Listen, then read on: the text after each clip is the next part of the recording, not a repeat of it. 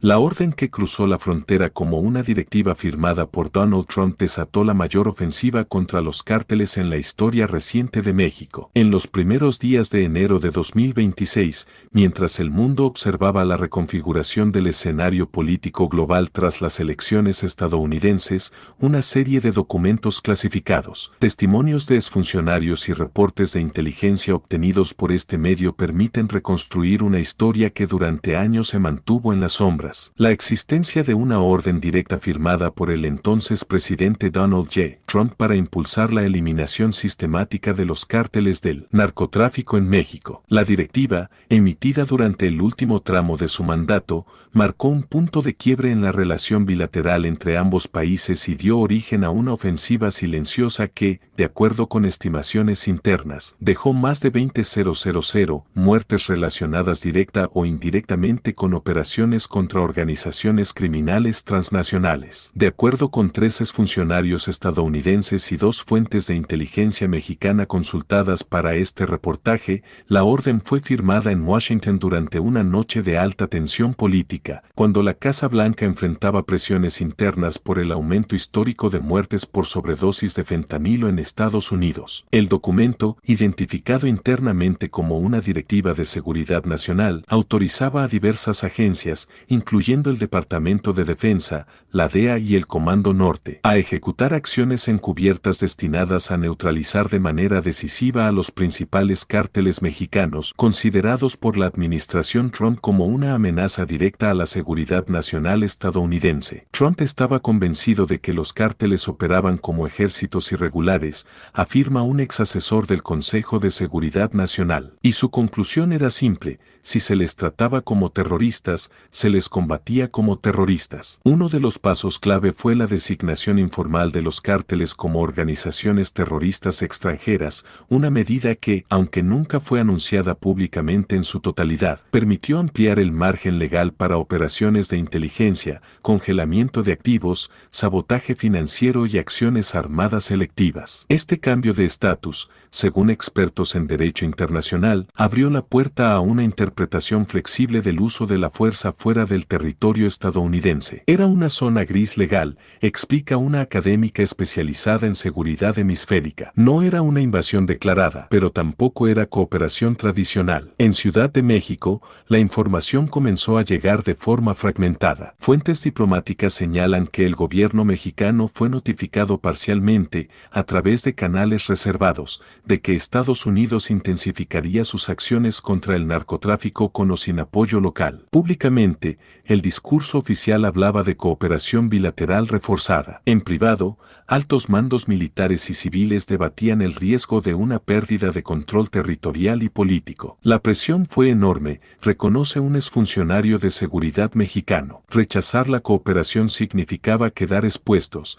aceptarla implicaba cruzar líneas muy delicadas. Entre los meses siguientes a la firma de la directiva, comenzaron a registrarse hechos que, en retrospectiva, hoy adquieren un nuevo significado. Capturas simultáneas de operadores financieros del narcotráfico en Estados Unidos, Colombia y Europa. Caídas casi inmediatas de líderes regionales de varios cárteles. Operativos en zonas rurales con un nivel de precisión poco habitual. Uso de tecnología de vigilancia avanzada no reconocida oficialmente por autoridades mexicanas. En estados como Sinaloa, Michoacán, Tamaulipas y Guerrero, la violencia se disparó. Los enfrentamientos entre facciones criminales aumentaron y las fuerzas de seguridad reportaron operativos quirúrgicos que eliminaban objetivos clave en cuestión de horas. A diferencia de conflictos armados tradicionales, no hubo anuncio oficial ni despliegue masivo visible de tropas extranjeras. La estrategia se basó en inteligencia, fragmentación de estructuras criminales y presión constante. Fue una guerra sin nombre, resume un analista de seguridad consultado.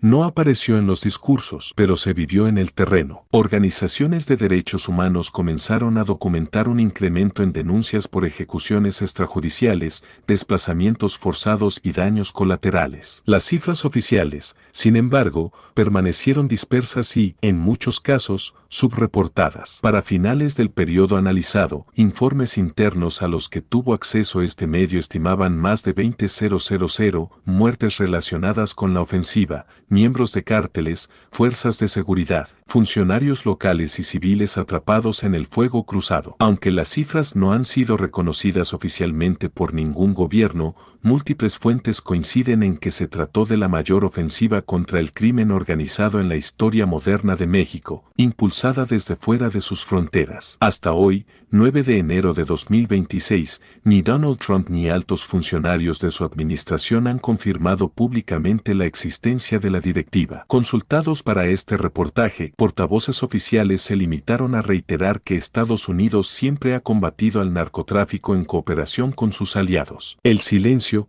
coinciden los expertos, fue parte central de la estrategia. A medida que la ofensiva avanzaba, una pregunta comenzó a repetirse entre analistas de seguridad y mandos locales: ¿cómo era posible que los cárteles estuvieran siendo golpeados con tanta precisión en tantos frentes y en tan poco tiempo? La respuesta, reconstruida a partir de testimonios, informes filtrados y análisis de campo, apunta a una combinación inédita de tecnología militar avanzada, operaciones encubiertas y cooperación selectiva, diseñada para desmantelar no solo a los líderes criminales, sino a la estructura completa que los sostenía. Según fuentes militares estadounidenses retiradas, la ofensiva no se basó en grandes despliegues, sino en un modelo fragmentado, adaptable y silencioso. El núcleo de la estrategia fue el uso intensivo de inteligencia en tiempo real, apoyada por sistemas que hasta entonces solo se habían utilizado en escenarios como Afganistán o Siria. Entre los elementos clave identificados se encuentran drones de vigilancia de largo alcance,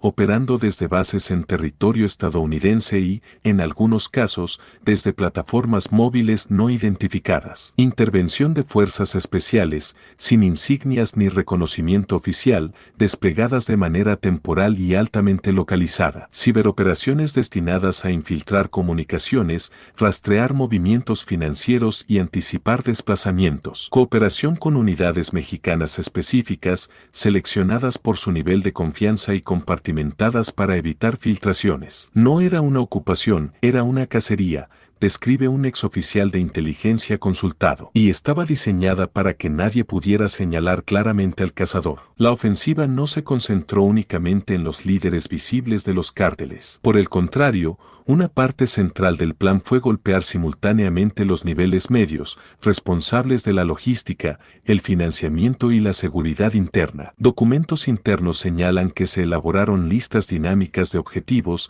actualizadas semanalmente, que incluían jefes de plaza, operadores financieros, enlaces políticos y policiales encargados de rutas y laboratorios. Esta estrategia tuvo un efecto inmediato: la fragmentación acelerada de las organizaciones criminales. La caída de un capo ya no era el objetivo principal, explica un especialista en crimen organizado. El objetivo era que el sistema colapsara sobre sí mismo. A partir del segundo semestre de la ofensiva, comenzaron a registrarse consecuencias no previstas en los planes iniciales. La desarticulación de mandos intermedios provocó luchas internas violentas, ajustes de cuentas y guerras entre facciones que antes operaban bajo una misma estructura. En estados como Guanajuato, Zacatecas y Guerrero, los homicidios se dispararon incluso en municipios donde antes la violencia era limitada. Comunidades enteras quedaron atrapadas entre grupos criminales debilitados pero más impredecibles. Antes sabíamos con quién tratábamos, relata un alcalde del occidente del país. Después, nadie mandaba y todos mataban. Entre 2024 y 2025, organizaciones civiles documentaron un aumento significativo en desplazamientos forzados, desapariciones, cierre de escuelas y centros de salud, abandono de tierras agrícolas. Aunque los gobiernos locales atribuyeron estos hechos a disputas criminales internas, varios testimonios recogidos por este medio señalan la presencia de operativos nocturnos altamente coordinados, con características que excedían la capacidad de las fuerzas municipales o estatales. No eran sicarios, afirma un habitante de la Sierra de Guerrero. Se movían distinto, no hablaban, no dejaban rastro. Durante todo el periodo, la postura oficial de ambos gobiernos se mantuvo firme, no existía intervención extranjera alguna. Cada operativo era presentado como resultado de inteligencia nacional o cooperación ordinaria. Sin embargo, el control del relato comenzó a fracturarse cuando periodistas locales empezaron a detectar patrones imposibles de ignorar: detenciones simultáneas en diferentes países, cárteles, muertes de objetivos de alto valor sin enfrentamientos prolongados y decomisos financieros coordinados a escala internacional. Era evidente que alguien estaba dirigiendo la orquesta,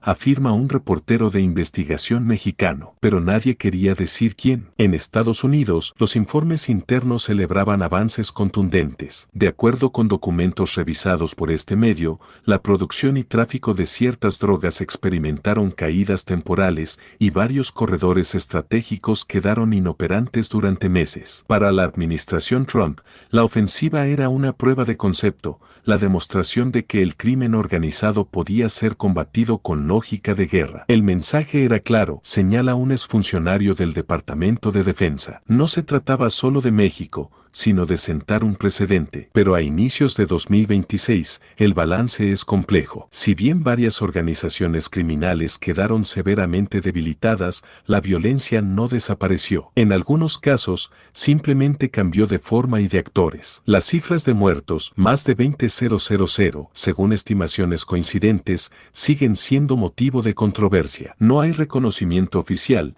ni una comisión binacional que investigue los hechos en su conjunto. El problema de una guerra que no se declara, advierte un experto en derecho internacional, es que tampoco se asume la responsabilidad de sus consecuencias. A diferencia de las balas, los drones o las operaciones encubiertas, el impacto más profundo de la ofensiva contra los cárteles no fue inmediato ni visible. Se manifestó lentamente, en los pasillos del poder, en las estructuras del Estado y en una relación bilateral que, según especialistas, no volvió a ser la misma. A inicios de 2026, mientras comienzan a emerger fragmentos de información sobre la directiva firmada por Donald Trump, México enfrenta una pregunta incómoda. ¿Hasta qué punto el país conservó el control de su propia estrategia de seguridad? De acuerdo con fuentes diplomáticas consultadas, la cooperación entre ambos países durante la ofensiva se dio bajo un esquema asimétrico. Estados Unidos aportaba inteligencia, tecnología y financiamiento. México aportaba territorio, acceso operativo y, en muchos casos, silencio político. No fue una negociación entre iguales, admite un exfuncionario de alto nivel del gobierno mexicano. Fue una imposición envuelta en cooperación. Documentos internos revelan que ciertas decisiones estratégicas, como la priorización de objetivos o la temporalidad de operativos, fueron definidas fuera del país, con autoridades mexicanas informadas solo de manera parcial. Para evitar filtraciones, la información se compartía con células extremadamente reducidas, lo que generó una fragmentación interna inédita en las instituciones de seguridad. El impacto de este modelo no tardó en sentirse. Mandos militares y policiales denunciaron, de forma reservada, la pérdida de control sobre operativos en su propia